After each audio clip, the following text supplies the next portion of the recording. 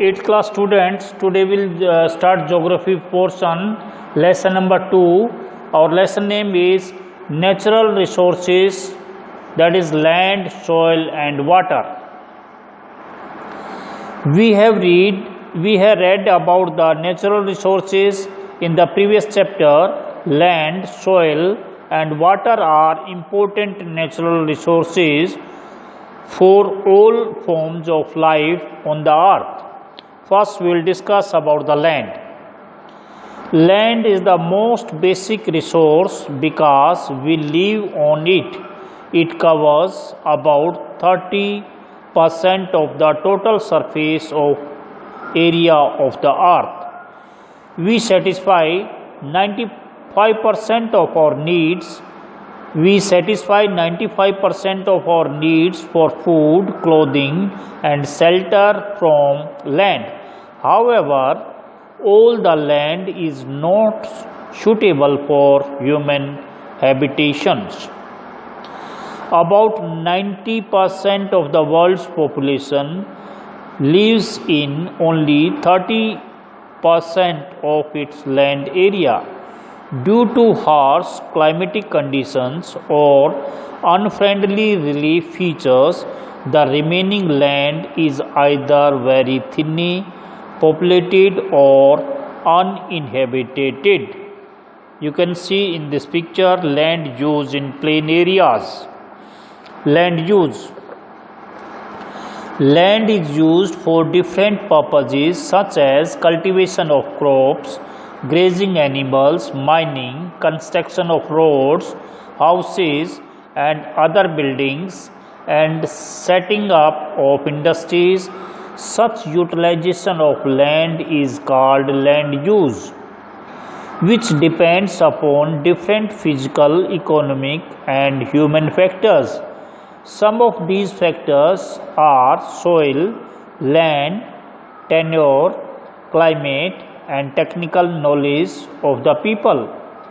The interaction of these factors has evolved many types of land uses.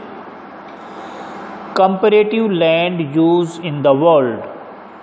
Developed countries of the West are getting much more out of the land in comparison to the people of Asia and Africa, because they have the best available technology to put land to the best possible use. In some Asian and African countries, increasing urbanization, high density of population, cutting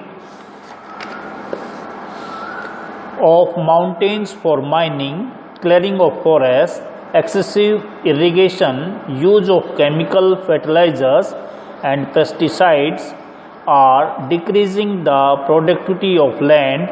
We know that land is uneven everywhere.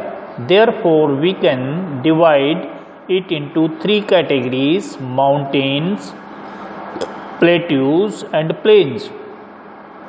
After understanding the features of these resources, sensible use of land can be made.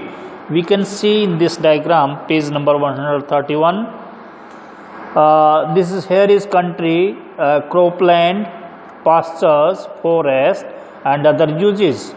For example, India, we are using 57% for cropland, 4% pasture, 22% forest and others is 17%. Likewise, Australia is using cropland 6%, pasture 56%, forest 14% and others 24%. Canada for cropland 5%, pasture 4%, forest 39% and others 52%. And China 10% for cropland, pasture 34%, 14% forest and other uses 42%. USA 21% for cropland, 26 for pastures, 32 for forest and other uses 21%. As likewise Russia 8% cropland, 5% pastures, forest 44% and other uses are 44%. Now we will discuss about mountains. High altitude regions on the surface of the earth are called mountains. All major continents have splendid mountain ranges. Mountains of the world have some of the most useful forests. These forests are homes to a variety of wildlife, and they provide some very powerful products such as spices and medicinal herbs. They are the sources of many perennial rivers.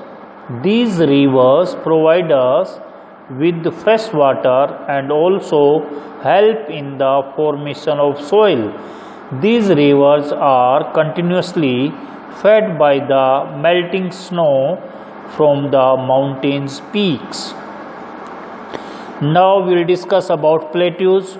Raised tablelands are called plateaus. Although they are high, they are flat on top. 45% of the surface of the earth is covered by the plateaus. These are storehouses of minerals. Mining activities and related industries are most common in these areas. Agriculture activities are possible in the low plateaus. Many of the high plateaus are either deserts or suitable for cattle grazing only. Next one is plains. Low altitude fertilizer regions are called plains. These are very good for human habitation as they are very big and flat. They have the benefit of rich alluvial soil brought by the rivers. Most of the agricultural activities are carried out in the plains. These have easily available means of communication, transport, cheap labor, and sufficient raw materials. Owing to all these features, nearly two-thirds of the world population lives over here. Conservation of land resources. We are aware that the total area of land available on the surface of the earth is limited. While the population is continuously increasing, the ever-growing demands for housing and food have resulted in large-scale destruction of arable land and forest covers. We need to conserve our land resources for our future generation. This can be done through first conserving soil and forest, adopting scientific techniques, regulated and judicious use of chemical fertilizers and pesticides, checking districts, desertification, afforestation and land reclamations, checking or grazing, providing better irrigation facilities. Landslides. The form of mass movement which displaces materials like rocks or debris on the earth in a hilly regions is known as landslides. Landslides often occur with natural calamities like earthquakes, floods and volcanic eruption. A heavy rainfall can cause heavy landslide and can block the flow of river. It affects life, property and requires a serious concern. Mitigation mechanism. We can understand the mechanism of landslide with the help of various advanced scientific techniques and thus find a way to manage them. Some such techniques are as follows: construction of retention walls to stop land from slipping, afforestation to stop landslides, Drainage control works to control the movement of land with rainwater. Soil. The thin layer of grainy substance covering the surface of the earth is called soil. It is formed because of the wear and tear of the rocks. Fine vegetables and animal remains called humus increase the fertility of the soil. Soil formation. The process of soil formation is very slow. It takes thousands of years to form a very thin layers of 2 to 3 centimeters. Soil is formed under specific natural conditions. The quality of soil differs from region to region. It differs in colors, textures, and fertility. The major factors that contribute to the formation of soil are nature of the pattern rock and climatic factors, but other factors too play an important role, and they are as follows. Climatic conditions. They play a crucial role in soil formation. Distribution of rainfall and seasonal temperature decide the effectiveness of weathering of rocks and humus formation. Parent rock material. The original rock from which the soil is formed is called the parent rock. It determines the color, texture, chemical properties, minerals, contents, and permeability of the soil. Relief features. The altitude and nature of the slope decides the rate of weatherings and drainage of water. On a steep slope, the